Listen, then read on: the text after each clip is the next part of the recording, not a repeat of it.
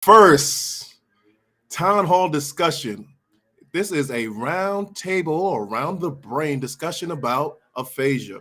We want to get more information about aphasia to our stroke survivor, TBI, so any community out there. So I came together with my good friend Jerry Wald. How you doing, Jerry? Um, Doing great. How are you?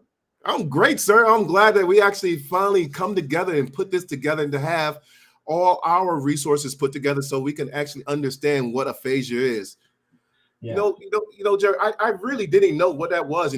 After I had my stroke, nobody really told me or my caregiver what aphasia was. Did you have that same Absolutely. experience? Absolutely. I never realized what aphasia was. I just saw it in my notes when I ordered all my notes from the hospital, all my doctors. There was something that said aphasia. What's that?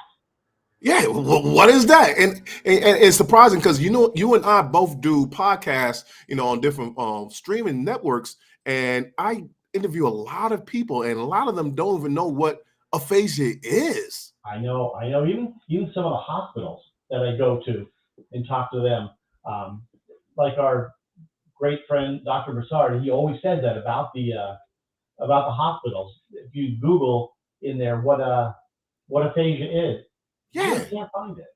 yeah, and that's crazy. I don't understand why this is actually happening to us. So I'm glad that you and I came together and made up this town hall discussion or around the brain about aphasia, and we Yeah. got these nonprofit organizations. We got three good nonprofit organizations. I'm very happy that we actually was able to do this and put this all together nicely. We have someone from Just Ask.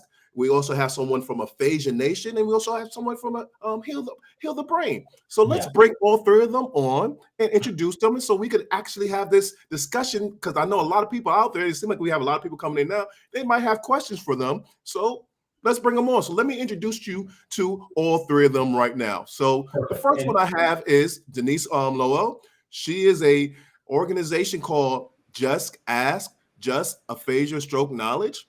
She is the organization founder and president. You can find her website at www.justask.ri.com. Her social media handles is Instagram just_ask_ri, and also on Facebook it's at RI Just Ask. So without any further ado, let's get our first panelist, Denise Lowell. How are you doing today, Denise? Hello, everybody. I am great. I'm so thankful that you've invited me. I'd like to share the knowledge I have about aphasia. Well, Perfect. before we go into a little bit more of our spiel, I want people to understand what Just Ask is. I know it's based out of Rhode Island, but I saw something pretty interesting on your site, and I want people to understand what you actually have up there, so they can understand if they want to go to your site to get more information, they can. You have this thing on there that says 5 things that people with aphasia want you to know. One was my progress may be slow. I need encouragement, not criticism. 2, I would like to be included in conversations and discussions. 3, this is hard. I have a lot to adapt to. 4, communication takes 2. I'd like you to learn how to communicate with me. I like that one. And number 5, I appreciate so much people who are patient with me. Where do you get that from? And is that really relevant? Is that what people with aphasia really think? This is exactly what people with aphasia want you to know. I actually came up with this list for the members in our social network group. We were all talking about what it's like to have aphasia.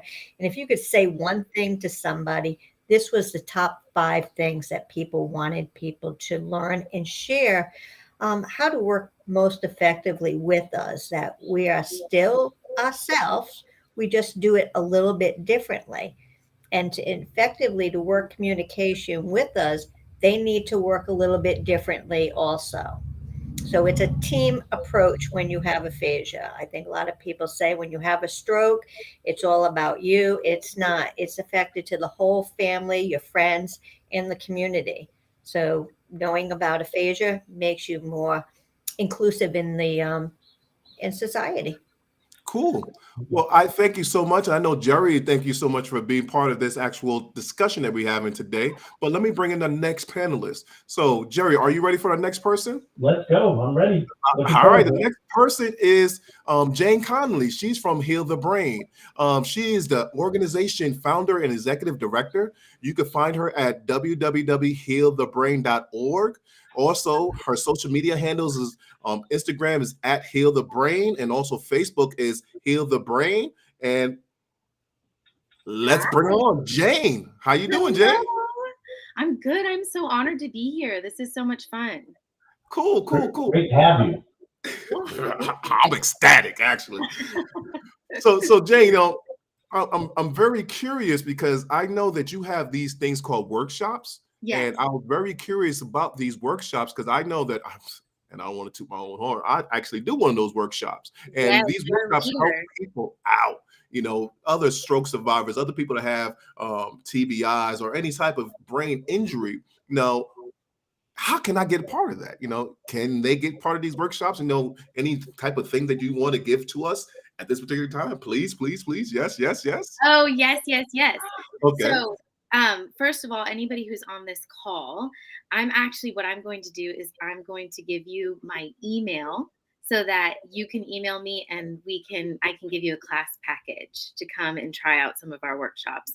Cool. Because most of our workshops are membership based. The reason for that is that we want it to be really easy. So you don't have to sign in every time, you know, you have your workshops, you have your classes, and you can go right there. The idea is all about neuroplastic change, and everything that we do really gears itself towards lots of different symptoms. But hi, Chris, but also towards aphasia. We make it really comfortable. We make sure that if you can't speak in a workshop, because it's all virtual, it's on Zoom, that we have somebody, you can chat with us. We have somebody there to support you called a recovery specialist. And we have amazing survivor mentors like Greg. We also have occupational therapists like myself. I'm an occupational therapist and neurospecialist. And then we have speech therapists who are really our aphasia gurus, and physical therapists and neuroscientists, etc. So it's a really exciting program. And what it's meant to do is not to be in place of your therapy, but to be an excellent collaboration. So you want to keep working, right? So we have a place for you to keep working. Cool. Yeah. Well, I'm so happy that you're part of this. And I know Jerry's excited because when we was talking about this earlier, Jerry was jumping up and down that we got all three of you organizations. Am I right, Jerry? Absolutely. It's really exciting for everybody to be here too. And I appreciate you all checking in with us. And please ask questions. So make sure ask questions, make comments, so we can all get a lot out of this. We've got the experts here. So.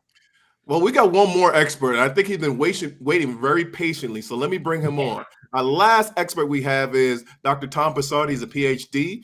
His organization is called Aphasia Nation. And within this particular nation of aphasia, he is the founder and also president. It's aphasianation.inc. His website is www.aphasianation.org. Social media handles on Facebook is Stroke Educator INC, as well as Twitter, he is Stroke Educator. So please, without any further ado, our last panelist, Dr. Tom Passard. How are you doing today, sir? Hi, Greg. Hi, Jerry. How you doing? Great. We are Nice well. to see everybody. I want to know one thing about you and Aphasia Nation. I went to your website and you had this statistic on there. I want you to really expound on that because I was really taken back by just understanding that statistic and what we actually are doing about it as when we're in that medical field, you know, understanding if we had this or not. But that statistic was 25 to 40% of stroke survivors have aphasia. Yeah. What is that all about? Well, how it all happens, of course, is the way the body works when it comes to the stroke, where it is in the brain, what side of the brain, and so on. But for the most part, if it's an ischemic stroke, about 25 to 40% have aphasia, as well as if you have it other parts of the body, but most of it is in the left side. And the interesting thing about all this is that's a huge fracture of people who have stroke have this additional deficit, right? Besides the physical component, you've also lost your language. That's a huge component, and not many people know about aphasia, not the public themselves. And the truth is that the healthcare community don't know enough about aphasia to do what all of us are doing on a day-to-day basis to help the people with aphasia understand more about plasticity and how the brain really does work, as well as the wider public to learn about how the brain works. Even if they are healthy, everything that we do with stroke and we get better based on plasticity, all the healthy people use the exact same principles of plasticity. So if you want to learn a new language, you're using the same steps of plasticity that all of us have learned about. So yeah, it's very interesting. And to put that out there as the 30-40% with aphasia is a big fraction that nobody knows about. And as a result, the hospital community doesn't do a whole lot to pass off the information, or doesn't even have it to pass off to the people who are discharged. So we're working hard to work on the foundation of the communication between patients and the world around them about aphasia. Thank you, Dr. Tom Passard. I really appreciate that.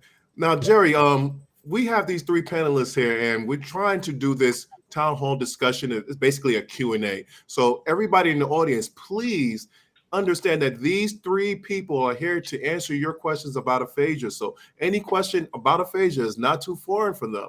And me and Jerry really got these three people because they have three different expertise. As you can see, Dr. Tom Passard is the researcher. He is a stroke survivor himself, so he has a lot of wealth of knowledge. We have Denise. She is a survivor. She lives out in Rhode Island. She was fed up with the understanding or the lack of understanding of aphasia information in her state. So she has created Just Ask. So she is a person that had the a stroke or a TBI that has aphasia. And then we have Jane, was also a disgruntled person that was in the occupational field. She was in the occupational field, and she wanted. Yeah, she wanted to make a more of an impact when people got home. So that's why you have Heal the Brain. So we have these three people, Jerry, to actually help us out in our society, in our community, to answer the questions that these people have out here. I know we had some questions before, but it looks like they're already chomping at the bit. So let's give them in and go ahead. Jerry, show yours. Can you see this question out here that I put on the screen? Yeah. Yeah. Is that for me? Yeah, Amy, that is for, is that right? I know we probably all have why don't you answer it then? Well, specifically for Heal the Brain, you can just go to healthebrain.org, and I want you to click on the tab that says Like-Minded. So all of our workshops are called Like-Minded. The idea is that we're bridging the gap between the clinicians and our survivors, so that we have communication between both, because that's what we're talking about, right? Is that there is this lack of understanding between our clinicians and the experience of the survivor. So we would love to have you come. We have several designated aphasia groups, but also all of our groups take into account your symptoms. So if you come to our campfire group, which is free, it's a good way to get involved. You can also work on your speech there. Could I ask if, thank you so much. Could I ask, Dr. Passard, could you answer this question as well? That's the question about, can you share more about healing the brain? Yes. Is that the question? Yeah. Well, I think that question is more about the Heal the Brain organization more than just healing the brain. Am I right? Here's a question. There we go. Right here from Deb. Yes. Can you hear that? Dr. Passard, do you think you'd answer this one? Can a person with TBI or cancer have aphasia? Sure. Really all depends on where it affects your body or your brain. So anybody definitely can have that. And actually there's lots of other symptoms that would appear to have communication disorders, and whatever it might be, it's often referred to as aphasia. So if you've lost something that has to do with your your language Yeah. capacity, they'll call it aphasia, even if it really is some other thing. But it's been affected in some way that affects that component of the brain. So sure, yep, it does. Good. Go ahead now. Or I would just like people to know if you have TBI right away at the beginning, it is a lot of healing process. So most of the professionals will assume that it's called aphasic. That's the word you'll find, aphasic. And what that means is usually sometimes that it will progress and you won't have it. But sometimes if that continues and it's not improving, now you become more having aphasia. So you really need to work closely with your professionals and let them know that this is still here. I'm not healing. And a lot of your appointments won't come for another 6 months or a year later. So you need to contact them and let them know, or your care partner should let them know he or she is still having a trouble with recall, or they're not able to speak well. What should we do now? Well, I got two questions. So I'm sorry, Jerry, but I do have two questions. no, You know, perfect. what is aphasia, first of all? What's aphasic? That's a new term that I never heard before. You know, is there different levels to this, or is it just with your speech? Because I heard Dr. Tom Passard say it has to do with your communication. Does that mean reading? Does that mean writing? Does that mean your thoughts? You know, all of that. What does that actually mean? Dr. Tom Passard, can you answer that for me? And you can just call me Tom because you're using so many extra words there. You know, just Tom. And now, what was your question again? Now that I have a stroke, I'll blame it on that. But what is aphasia? Like we're talking about this thing about aphasia. We're in Stroke Awareness Month, and we're talking about aphasia. Why is that so important for us to talk about that, first of all? And what is it? Is it your speech? Is it more than just speech? Or is it all communication? I heard the word communication come out of your mouth. Is that saying that all types of communication, reading, writing, speech? You know, what is that? yeah, Aphasia. yeah, we're all laughing and nodding our head because it really starts way at the top when you're talking to clinicians or a doctor and you ask anything, they say, oh, you're having troubles with your language. That's where it sort of starts. Others will start to say, oh, you're having trouble speaking. That's also aphasia. But unless you're a clinician or somebody like Jane, Denise, and the rest, then you start to break it down and go, oh, yes, person has aphasia, and because they're having trouble listening, hearing, speaking. Now you're getting into, oh, you have other things, auditorial function deficits. What does that even mean? Well, that's part of aphasia. So you end up at the top like roots of a tree, and it goes down, down, down, down, down. And then there are other types of aphasia. You've heard about Bruce Willis with primary progressive aphasia. That's a different thing, and I'm sure we'll talk about that. But there are others that are also more difficult, global versus Broca versus Wikides, and then of course primary progressive. So yes, it's a lot more than just saying aphasia. However, it's a good shorthand to get things started. But then you have to help explain people as we learn more. We learn more about how we'll be improved going forward if we know more about these deficits and the reasons behind them. And the second question I have, and I guess I'll address this to you, Jane. You know, when you have aphasia and you're in the hospital, like for me, when I had my stroke, nobody tested me for aphasia. Nobody even brought up that word to me. And I know I had some very difficult time processing communications with other people. So someone will have one type of communication and they try to change the subject. I was completely lost. And then that led to another problem with my marriage. You know, that's why I part of the reason why I got divorced, because our communications was off. Now, is there a reason why is there, even a better question, is there a test that tests for all those different types of level of aphasia that a person might have after a stroke? So yes, that's a really big question. To the practicality of it, when you're in acute care, Sometimes you'll have a speech therapist or an occupational therapist come in and we'll put signs up, and people will notice right away that you are, somebody said aphasic before, and then if you have it for a certain amount of months, it becomes aphasia. Um, I think that the reason that they don't test it right away is because you could be having a lot of other things that are messing with your speech, like the drugs that you're on. And also there's this thing like 3 months after a brain injury, or if you've had cancer of the brain or radiation, your brain is swollen. It's called the penumbra. So they wait for the penumbra to go down and then they kind of entertain those things. I think the deal is that there are people who are really well versed in this, like neuropsychologists, occupational therapists, physical therapists, and speech therapists, especially.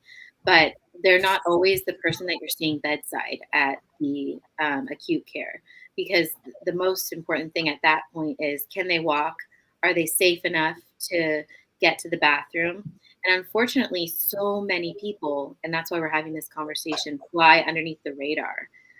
So that, we don't know if it's their personality or that they're still kind of getting right. And they fly under the radar, they go home and they have Wernicke's aphasia or they have Broca's aphasia. And that means that the Broca's, they can't express themselves very well, right? So I hope that answers your question, but I think that is why, and how we change it is a longer conversation. It does answer my question. Thank you so much, Jerry, for letting me to sneak in. No, please do that. We have more questions. They're coming in pretty quickly. I'm trying to. Yeah, they get a lot of questions coming in here. Here's one here. Who wants to take this? From Deb's asking, so if someone already has aphasia and is getting treatment for brain cancer, can the aphasia become worse? Well, I'm sure Tom can answer this, or Karen. I just know that I did work at City of Hope, which is a large cancer hospital. So sometimes you can have worsening of aphasia with that. When you're getting treatment, if it's inpatient, you're not always getting the right, like the CAT scans or the MRIs, because you're really in it. So we did notice that people have increased aphasia during that time.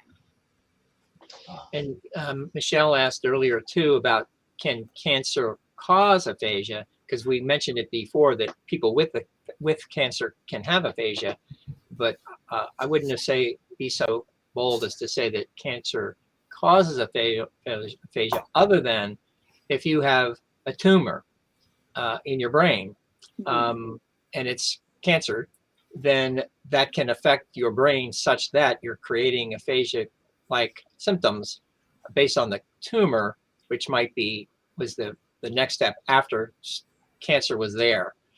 So that's what I mean about how aphasia can affect itself. It really is any number of ways that can, quote, affect the way the brain's little gazillions of cells can or can't do what they used to do before, whether they've lost a whole bunch of cells or just put pressure on them so they just can't breathe enough, meaning the cells can't breathe enough.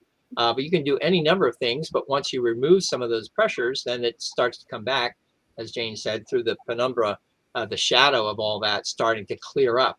And that just takes time. Again, what Denise says, it takes time because a lot of it is just physical, as that poor little body, all 3 pounds of it are just bruised. And it just takes time as much as anything else to help you get better.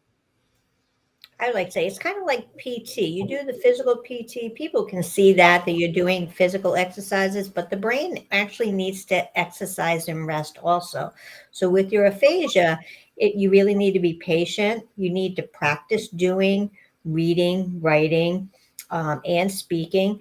Some people, it takes a really, really long time to get there. Some people can work on one end of it or not. The areas that I like to specify is that when you have aphasia, it not only affects your speech, it affects your reading, your writing, and your comprehension. So those are the 4 areas that people can actually understand. Does that mean that all 4 of those areas are targeted and make you have aphasia? No, you can have two of those, you can have one of those, you can have all of those. So everyone that has aphasia looks very different. Somebody I heard say every aphasia person is like every snowflake. We're all a little bit different, but we all pretty much the same with different types of skills that we're working on or improving. And you just have to figure out what your goal is, what you want to practice on at a time.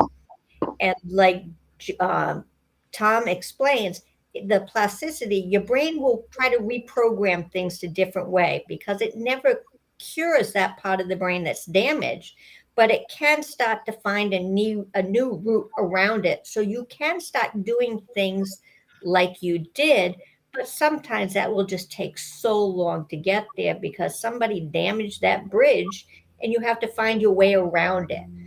So when people say, well, you have aphasia, sorry about that, you're not done. You just have to put a lot of time and effort into your work so that you can help that brain find a new way of working on it.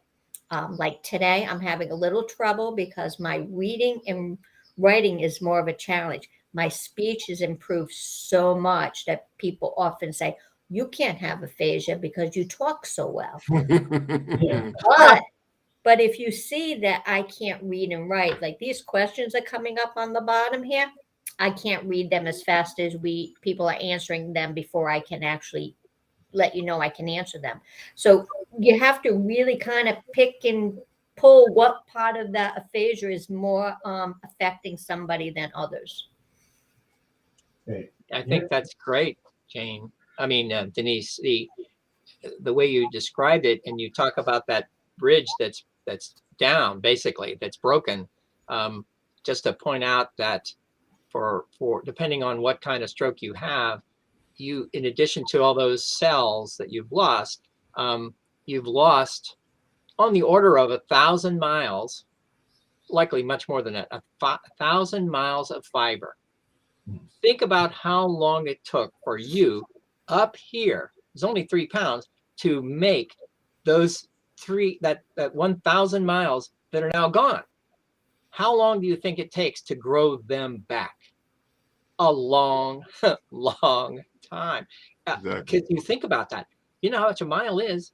How about 1,000 miles? Yeah, so it takes an incredible long time. And as Denise says, it takes all these ways to make their way to the other side. And often it's a long way. I mean, they're going to the other side of the moon there. So that's why it takes so long, such that you're now, 40 years later and you still can't be perfect just because of the way the brain takes that much time. But, so guys, I really appreciate you answering that, Tom. But guys, if you have your question, if you want to really direct it to a particular person, just say whatever person you wanted to.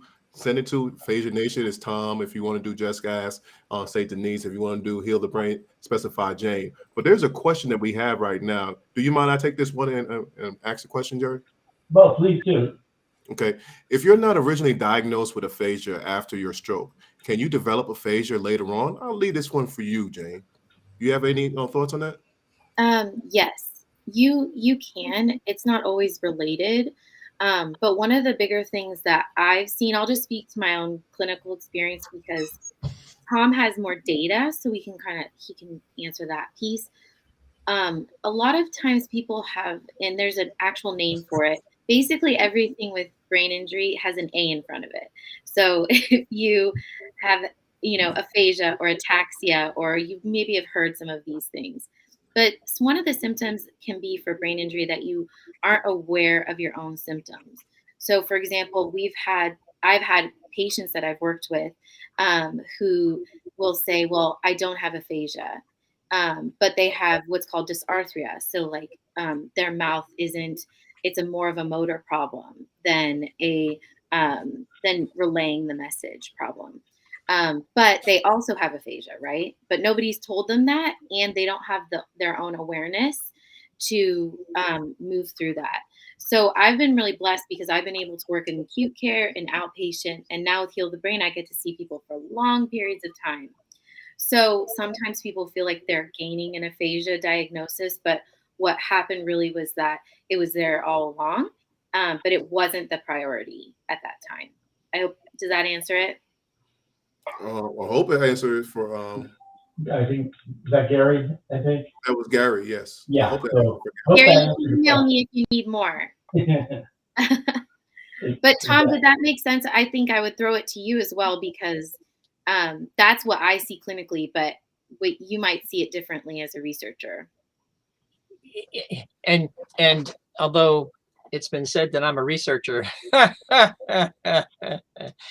am nothing but a stroke survivor, had 3 strokes, and had the habit of what I used to do before my stroke to work on figuring out how I got better, and now able to help other people learn how they got better. And yes, so I researched along the way, but I'm not a researcher like you can think, oh, this guy's a researcher, so he must be smart. I'm as dumb as anybody else. So that's who I am. Now back to your question. Back to your question. Yes, Greg and I laugh together a lot because we're such much a twin, you know. So Yeah, he cracks up, I cracks up, and the only difference is I have hair. Only difference.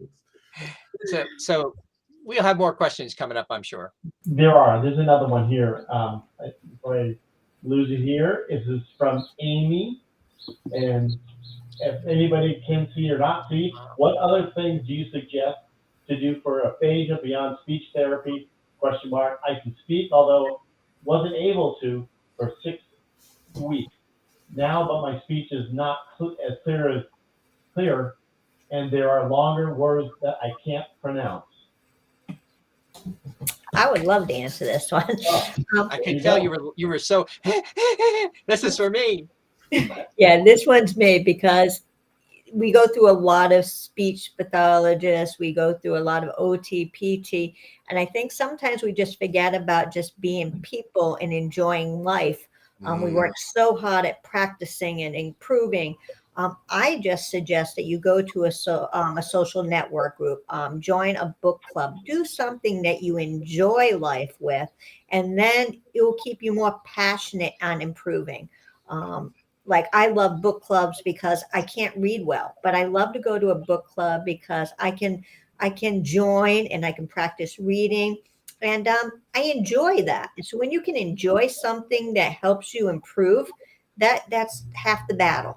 And you don't feel like you're being punished or you have to do homework. So I just encourage, find something that you love and do, and just do it, and that will help you improve. Thank you so much. Great answer there. See here. I like it. There's a lot of good comments out there. So I don't know if you guys have been looking at on the right here. So thank you. I know that Gary Trader said thank you for that answer before. So Oh, good. So that worked. And let's see, any other questions that we see? I hope I didn't miss any. I probably did because they were coming in pretty quickly. Could I answer that question too about Yes, just really briefly? Yeah, throw up that question again. Yeah. I just wanted to say that some of the best things I've done in sessions with people is sing. Singing is awesome. And we also have a free book club. I'm so glad you said that, Denise. That's happening in June. So we're going to be reading books about the brain, but it's more just to get together and talk.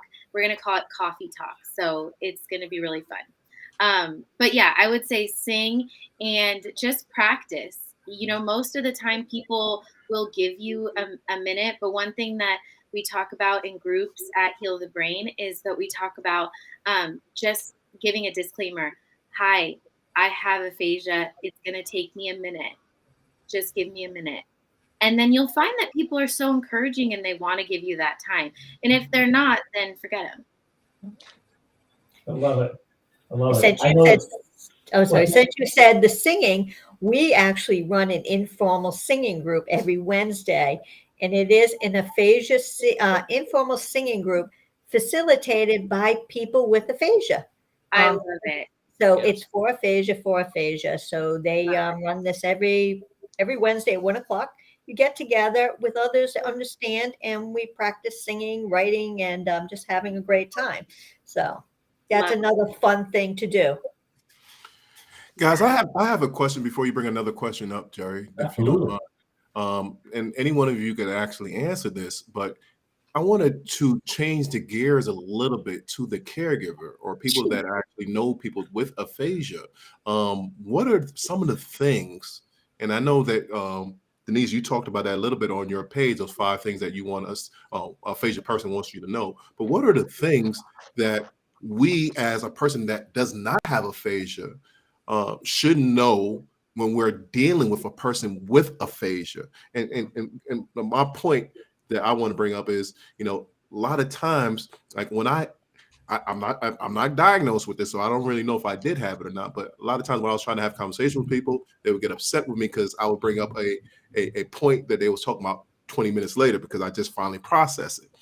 So what are the things that you would suggest for a person that is dealing with a person with aphasia should do?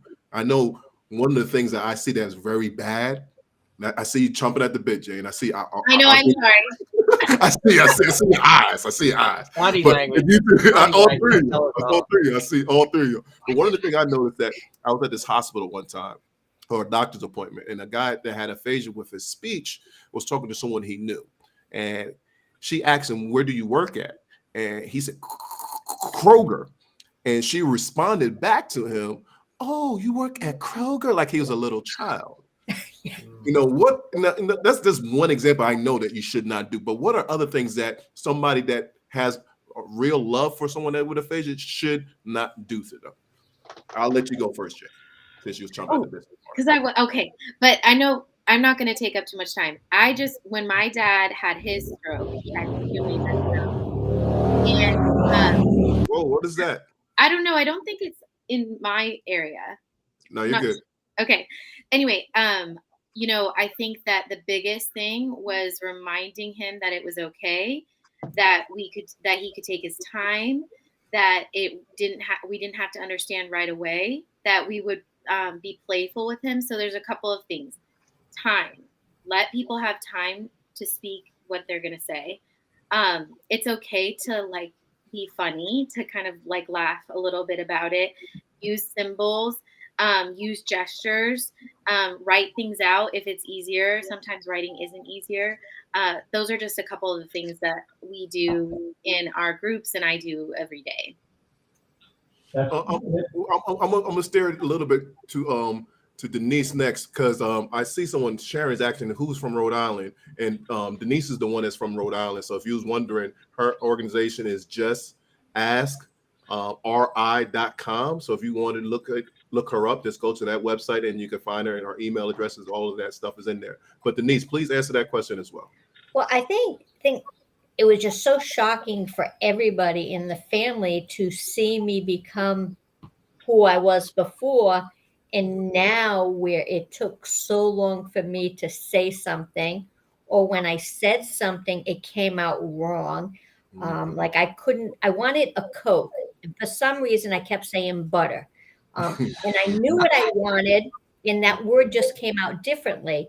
So really, they didn't understand what was going on with me. So the first thing is they need to be understanding what aphasia is, because I don't know what it is. So they're the first ones that have to learn more about it than I do. And then once they do, it was learning to process. They need to process, what did I actually understand? What time did they need to give me? Did they show me pictures? Was that helpful for me? That may not be work for everybody. And it was always be patient. Give me time to process it. I think one of the things we all have such a hard time is listening to silence. If there's a gap of answering the question or waiting for somebody wants to hurry up and ask the next question, or they want to fill it in for me. I don't always need that. Sometimes that's annoying. Sometimes I don't care. Right now, I ask people, can you help me with that one? But in the beginning, you don't know to ask for that help because you're so frustrated with the whole process yourself. Why is that not working? I know what I want to say. And then by the time I figured out what I wanted to say, they're on 3 other subjects. And I'm like, damn, that's so frustrating. And then when you say that, they think you lost your mind, because now you're still talking about something that they already dropped that, and it's like, but I really wanted to say what I wanted to say about that. And they need to understand that I may be 2 steps behind, but I'm still there. You know, Right, it takes me a right. little while. That's exactly what I mean. That's what I'm gonna get to you, Tom. I'm gonna get to you, Tom. But I'm that's just exactly what I mean. That's exactly what I mean, Denise. Like, a lot of this is actually, and I guess this is why we're doing this now, because someone is dropping the ball to prepare our caregivers of what happens to a stroke survivor if they have aphasia, or someone with a TBI that has aphasia, or whatever type of condition that brought you to have aphasia. Someone is dropping the ball with that. So that's why we're coming together and bringing this forward, so you guys can understand it. And it's very, like you said, it's very difficult for us as the survivor to train you and teach you what's going on with us, because we could barely communicate ourselves. Tom, We do you have a anything support group now for care partners and family and friends now, because it is so heartbreaking and disturbing for them that they're left out in the dust, because everybody's focused on the person with aphasia, their help, blah, blah, blah. And they forget about the care partners and their family and their friends, that how can they help and how can they improve? So we now have a monthly support group just for care partners and friends, because and what is it called? And can you put our website up on? it's called the Care Partners Group, and it's the 3rd Wednesday of every month in Zoom format. So anybody around the world can get together and know what it's like to be a care partner, what's worked, what hasn't worked. You could just have what I call the bitch session. You need to kind of vent and get that out sometimes, and you can't tell the person with aphasia that you're feeling like you're frustrating my brain, because it's a safe place for them to learn, show each other tools, Social Security, disability, trying to find coverage on your partner so you can go out and have a beer by yourself. You know, these are all the parts that the care partners are forgotten about. And so over the years, I've learned not to be as selfish. I think the first 3 or 4 years I thought about was all about me. Now recently I'm saying, boy, these care partners have really pulled up the past few years. I really think we need to have more support for them. So that's what we do at Just Ask. Yeah, you know, it's really one. If I just put my stuff out there, I went to dinner last night, and this happens to me all the time. And we go, I study the menu, what I want to order, and then when I get to the point where she asks me what I want to order, I can't get it out there. It comes out completely different. I can tell she's looking at me thinking I'm like retarded. So I can't get it out. So my wife knows right away. She knows what I want to say. I tell her first, and I want to answer it. And it doesn't come out the same way. So it's thank you, Slew, to put that on there for Denise. But so yeah, it's tough. I mean, aphasia, like, I don't know who said it, that, oh, you don't seem like you have something wrong with you're talking about. And I know right now it's not making any sense, but it's so true. People say that all the time. You don't look like you had a stroke. You never had. It doesn't look like you have a brain injury. So I need to put something on here that I had a stroke. I said that too. I want to get a Band-Aid on my head, so when I go around and show people, yes, there is a damage in here. I'm missing part of this on my brain right now, but you don't know that. Right. There's a lot of questions here too. So do you want me to bring them back? Some up here? Yeah, man, shoot them out there. But there's something that bring up the one that Polly has, because she has a pretty interesting link that I think people might find interesting, especially with people that have aphasia. You see the one with Polly? Yeah, got the card, ID card. I'm getting it there, guys. There's so many. Yeah. I'm gonna get through them While all. you're searching, what Denise said there, put in the Band-Aid.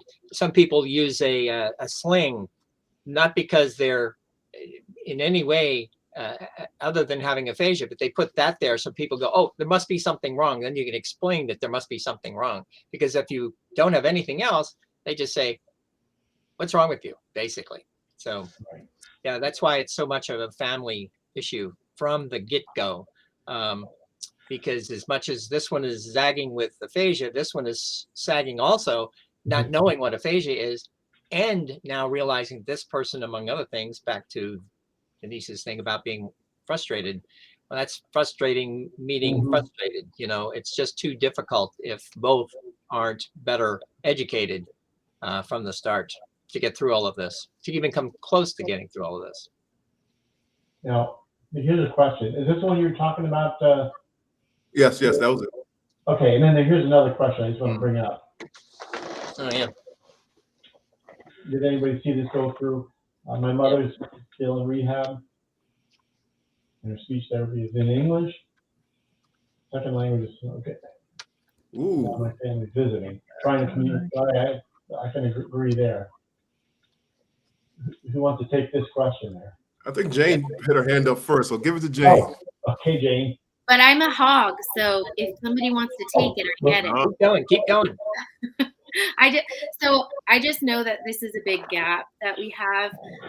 I'm not fluent in Spanish, but I'm like conversational, and that's another really big problem. So I'm in California, so that's the major language that we're working with, other than English, and that can be another real barrier and something that we still need to address. But I would say that leaving pictures around in your native language is really important, labeling things around the room, so that you're teaching her caregivers how to do that, and then also giving them simple commands. So like if it's in Russian, writing out, what I'm going to take you to the bathroom now looks like, or how do you feel? And just like laminating those and putting those around the room. That's what I would do. Perfect. Thank you for that. Yeah. Let's see. Do I have Jane's email here? I don't know if you saw that. I'm going to say it right now. It's jane@healthebrain.org. There you go. Because we used to be Heal the Brain with Jane. It was just me. It was just a blog. And now we're Heal the Brain with lots of people. So I have to get Denise and Tom. I'm going to try to get you. I don't know how we're going to do something. But Sure. yes, you guys can email me and I'll get you signed up for a class pass. Sure. Geez, I have so many questions, and you got something you want to bring out there? Bring it out, please. Oh, I just put up comment. Just a comment. I just brought this comment. Thank you, David. I have a very interesting question for you guys, and I don't know if it might be tailored back to Jane again because she's part of our clinical part of our team. But what happens, and this happened to me, when I had my stroke, I was on Medicaid and I was out of state. So I got very fortunate that I was at a hospital that they took pity on me and they really took care of me. But I know that is very far in between. Now, what actually does happen when somebody doesn't have proper insurance and they have a stroke? Do they get misdiagnosed? Do they get all the attention they're supposed to get? And if not, where can they go to actually help themselves out, especially with aphasia and getting speech therapy? Yeah, so this is a really large question and it's so convoluted. But to answer your question, even in big cities, but especially in smaller cities, people, they get diagnosed, but they just don't get care. Even our one of my employees, Betty Howard, Stronger Than Stroke, she's the best in the whole world. She's a survivor ×2 of aneurysm, and she didn't get OT or PT the second time she had her aneurysm. To the point where I was like, "You're 4 hours away. How am I going to come down and work on your hand?" You know what I mean? And she had gotten it the first time. So sometimes there's no rhyme or reason, and it takes so much advocacy and on the part of the caregiver and on the part of the patient, of the survivor, that it can sometimes just be too exhausting. And it's a longer conversation. I know that there are groups who are going to Sacramento, groups that are going to DC, but we need to do more of that. We have to do more advocacy for the long-term disability, because it's this idea that you have a brain injury and you have all of these different things. We're just talking about one thing, aphasia, which is huge and global and can be, right?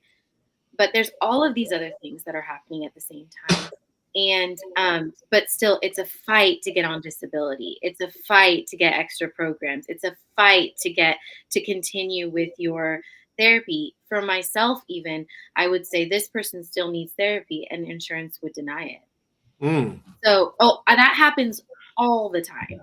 That's crazy. There's a lot of burnout within clinicians too, because they say, I only have 6 sessions with this person. And somebody said this to me really well. They said, we get the most therapy when we can't remember anything. Wow. We get all the education when we can't remember anything. And that was when I was like, I'm going to start a nonprofit. We're going to continue educating people. Like, this is ridiculous. Because it does get you, as much as the survivor and the caregiver in the trenches, clinicians are too. They want to do better. But there are literally no pathways to continue going on. I mean, it's really hard. Yeah. Denise is chomping at the bit. Go ahead, Denise. We can't hear you, Denise. We can't hear you, Denise. Denise, we can't hear you. I say, as a professional, that's something that happens to you or to other people along a time. And what I found along the way, when they kind of at the end, their end, and they don't know what else to do and where to go, this is where that word came out that got me so frustrated. Well, you've plateaued. I don't allow anybody to use that word in my group anymore. There's no plateau. No plateau. Somebody lost. They're exhausted. It's time for you to move on to another professional, and that's okay. This is a hard job that they're doing, and they may have just their toolbox is empty right now. They've tried everything with us, and they don't know what to do next. Let's try somebody else that can shake it up a little bit and try a different way, because not every therapist is a good match for everybody, whether you're speech, you're OT, or PT. We're just not all the same. So everybody might need a different match. So if you are working with any speech pathologist or OT or PT, and you're just not feeling comfortable, or you don't feel like you're getting what you need out of it, don't feel like you're not helping them, or you feel like, oh, I'm quitting them because of whatever. I don't want them to feel bad about me or feel bad about it.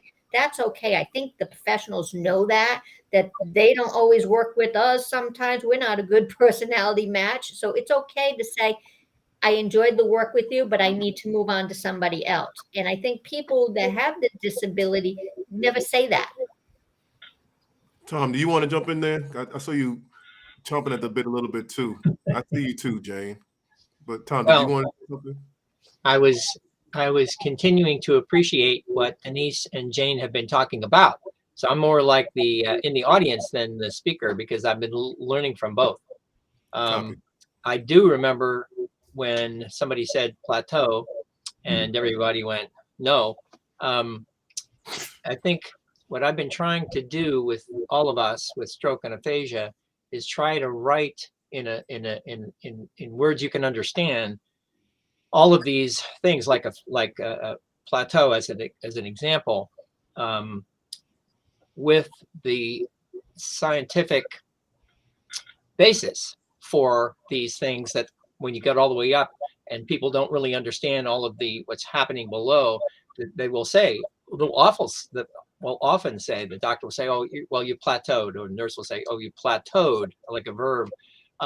So I'll make sure I'll send this article to everybody here, and you can send it on too, that if you read that, you go, oh, that's exactly what has been happening. Because the plateau, the people who like to think you're a plateau, means that they think that just because your progress is slowing, there must be a reason for that. You're just not going to learn anymore. Not realizing that underneath that is that the first period of time, the spontaneous component of our recovery has an awful lot to do with the physical component, just obviously taking care of the brain. And that takes up to a year. And that takes much faster than it takes for the remaining journey, which because that takes longer, because it's no longer just taking care of the wound. Now the brain is healthy enough. Now it has to go forward much slower to continue to do what it has to do to basically rebuild those wires, fibers, synapses, and dendrites, that takes a longer time. So think about it as a 3-stage rocket ship, a huge amount of lift just to get it off the ground, right? That's very, very fast. But once it gets into space, there's another stage that pushes them further. Now you're a couple hundred miles away from Earth. Now, the 3rd stage.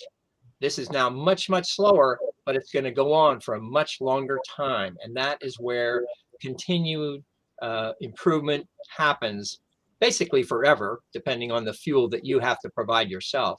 But people have to come up with these metaphors, because otherwise, unless you're a scientist, you really can't understand how this all works unless you have a metaphor that can work with you, like a 3-stage rocket ship, as an example. Very good, very good. Now, I was going to ask you, Tom, about synapses.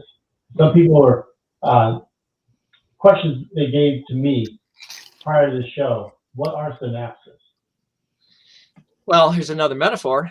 And then I end up saying, and of course, read all my books. Because the last, I know, I'm just shailing this thing. But the last book is all about metaphors, because I can't do it any other way, right? I'm not a scientist. I have to write in good metaphors, analogies, similes, way understanding for all of us, because it's, like I say, otherwise you have to study it even more. And I've been studying this for a long time. Back to the synapses, and I'm sorry I go too fast. And I know plenty of my friends have said, hey, Tom, you go too fast. And I went too fast before my stroke. You know, it's awful. But the here's the metaphor in an easy way. We learned in elementary school how photosynthesis works, right? Because it's our whole life, right? There's the sun. It converts light, the sunlight, into green leaves, right? That's what photosynthesis does. Plasticity does the exact same thing. It converts thought, might as well be sunlight, thought and cognitive activities into brain matter, neuromatter. And when we talk about brain matter, we're talking about dendrites and what becomes the synapses. Since you've lost all those cells, they're never going to come back. The remaining cells, which is really the gold of all this, you have to understand that it's the remaining cells that are still healthy, that they grow depending on the fuel. And that comes by the activities themselves, because you need something to convert to something else, right? So you need the something.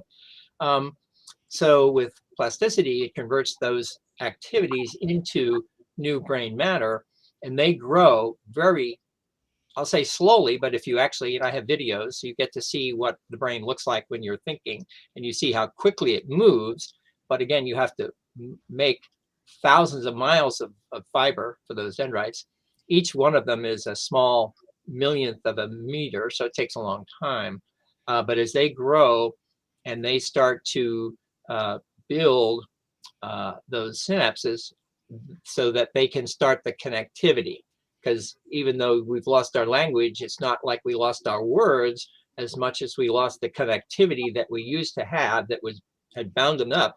And they lost their force. There's actually force there, their attraction, and they started to fall apart. And at that point, you can't communicate like you used to.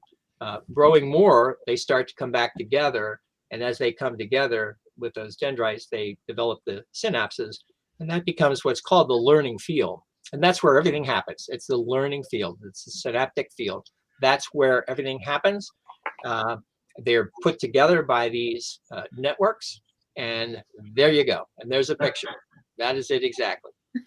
Perfect. Thank you. Appreciate Yes, that's that. the metaphor. And that's the real McCoy there. No, but the metaphor is way better because people can understand why we even talk about it. Like, why do we talk about it? Right. Can I talk really quickly about that? I'm going to be Absolutely. First of all, I'm so passionate about the use of plateaus. Denise, I'm so glad you said that. And it really ties into this understanding of neuroplasticity. Mm-hmm. Because for me, I'm a neurodevelopmental treatment therapist. So that's like my stroke specialty.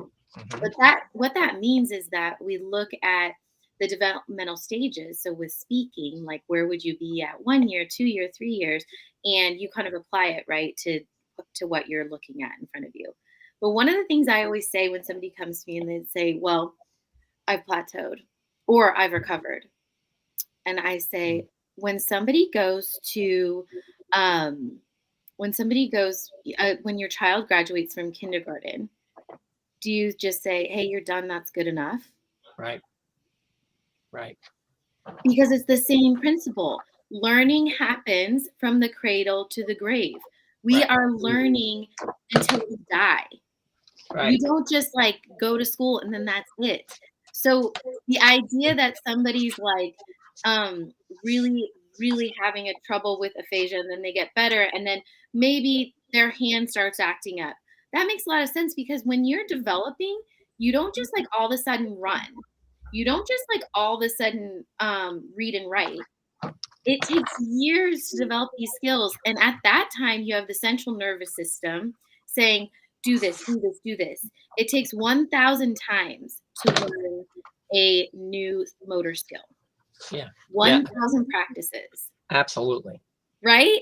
Absolutely. So this idea that it's like, okay, you've plateaued, see ya, it's crazy to me, because it's not built, it's built on myth. It's not built on our actual, and there's a lot of clinicians that feel that way. And that is why, you know, all of us have started these organizations, because we're like, no, let's keep going. You got to keep going. That's the only way. You got to move forward. Like we don't stop growing. Yeah. You cannot not learn. You cannot not learn. Exactly. And and one thing that I wanted to say that I think is important with your photosynthesis analogy that's so beautiful is that if you don't give the plant sun, it dies. Right. So neuroplasticity can be used for good or for evil. Like if you just decide I'm not going to do anything, your symptoms will appear more prevalent. They will be really there. If you decide every day I'm going to speak to my delivery driver, whether he wants to hear this or not, you're going to get better at talking. Like, okay, that's all I have to say. Can I just say one thing?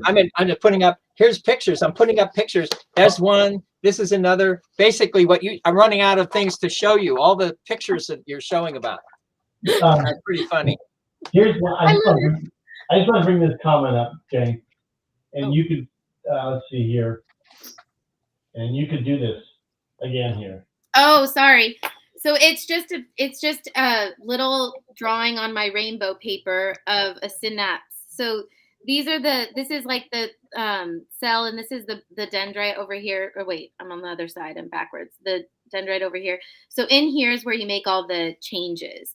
And what Tom was saying is that after a stroke or a brain injury or what have you, you have some of those branches die, but they can either regenerate or they can branch actually onto another thing. So that's why sometimes you'll be like, but I have a left-sided stroke. Why am I doing this? It's because those branches have actually attached on to the opposite side of your brain, which is so cool. But the point is, like, this is what everybody needs to be hearing, that it's like, it doesn't end, guys, in a good way. Mm-hmm. I mean, there's always like, this happens a lot. I get people coming to me after their neurologist after 2 years, and they're like, I don't know why we're even coming here. He said, I can't get better, and it's like, well, why do you think we're coming here? And then we just have to talk about it. No, you're absolutely true. It always bothers me that when you have a PhD, they call that a terminal degree, right? A terminal degree, as if, sorry, no more learning to be had. Yeah. It's sort of silly that they actually use that word, as if. Yeah. Yeah. Like, I couldn't stop my kids from learning. I can't stop you guys from learning. It just doesn't happen. I wish I could stop my baby from learning. I don't want her moving. I would like her to stay stationary. It is just so darn funny. I just want people to realize that this learning process is not easy. This is not for the faint. I mean, if you are going to continue to work. You really have to work hard at it. I mean, you just can't read one week and say, I practice reading this week and that's as good. This is a full-time job. Yeah. You have to practice every day, every week, every month. So, and if you do have a bad week and you have a bad day, that's okay. Just get back up the horse and keep going, because it's like life. Not everything's always easy. We go up and down those mountains, and we continue to do our life. Yeah, absolutely. One of my big mottos is stroke is not for the weak. Yep, that is true. Absolutely. So, any last words from the panelists here before we end? Because we're going on an hour. Tom? I would love to recommend everybody go to Just Ask, our annual Aphasia conference. It is free. It will be on my website. All you have to do is register. Every Saturday in the month of June, we'll be having guest speakers presenting more information about aphasia.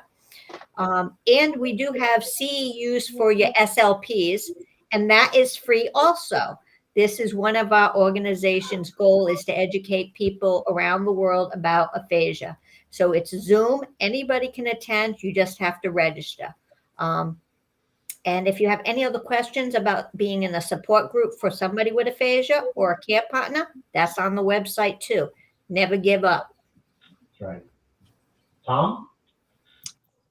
Well, it is interesting how all of us are very much on the same mission, with different ways of approaching all this from different perspectives, for sure. So if you find out more about Aphasia Nation and you want to come to our monthly meeting, as we're really just starting the organization, this would be a time for you to come and visit and learn, because what we are doing is helping people who are stroke survivors who have an interest in becoming stroke educators, so that we now can become that army of advocates that we really do need, because we're finding out that the hospital and healthcare community is so good at what it does. So I can't press them at all. I just have to help educate them to understand that they're still missing a few things along the way that we really do need to do. And if we don't do this, meaning all of us here, it's not going to happen. The SLPs do what they do, but because of the way the system works, the healthcare system works, everybody is siloed. We end up doing this one thing, and we're really good at it. So I don't fault you for that. You do really good with my heart. I'm not going to have you come over here and do something else. But within this system, you finally get to this pipeline from the hospitals moving out into that wider public, to the rehab, of course, but to the rest of the people. And at least that's where we have to attach information so that it comes right through there and goes out and people get to understand it.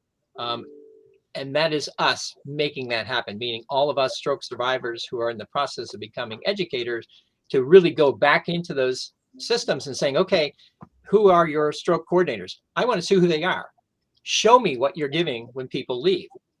Why are you giving us all this information about stroke and not a damn thing for the 40 to 50% of people who are walking out that door with nothing about what they're walking out that door with? So yes, that's why we need as many stroke educators as there are, or in the making. So give us a call sometime. You've got all the information for sure. I am sure all of us right here today are stroke educators, just because you're in this room having a good time describing our issues and trying to help others explain how we are all getting better one way or another. So thanks a lot. This is great. This is a great thing. We should do this again. Right, yeah. And Jane, any last words? Jane. Yeah. I just want to say thank you so much for including me. And thank you for putting this together, Jerry and Greg. This is amazing. And Denise and Tom, I feel like we could all go for a beer right now and we would be best friends for life. That sounds good to me. I mean, maybe we'll do a virtual beer soon. Yes, exactly. But I would love to. Let's get together. Let's get together. I mean it. And I just want to say thank you. And I hope I wasn't too long-winded. And No, all of our We all do people it. out there in the universe, come to www.healthebrain.org and email us. I would love to see you in our groups. that's right. Thank you. And Greg, any last words? Yeah.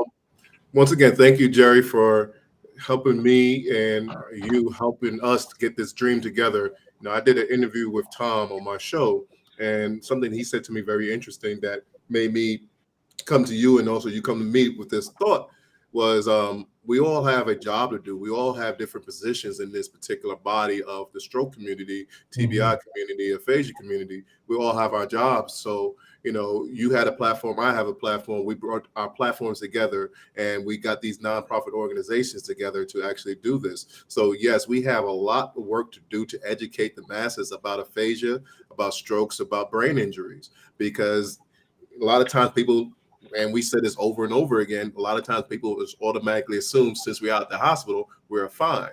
There's a lot more to it. And there's a lot more education that has to be done. So I'm very appreciative for each and every one of our panelists that coming out. Thank you, Jane. Thank you, Denise. Thank you, Tom.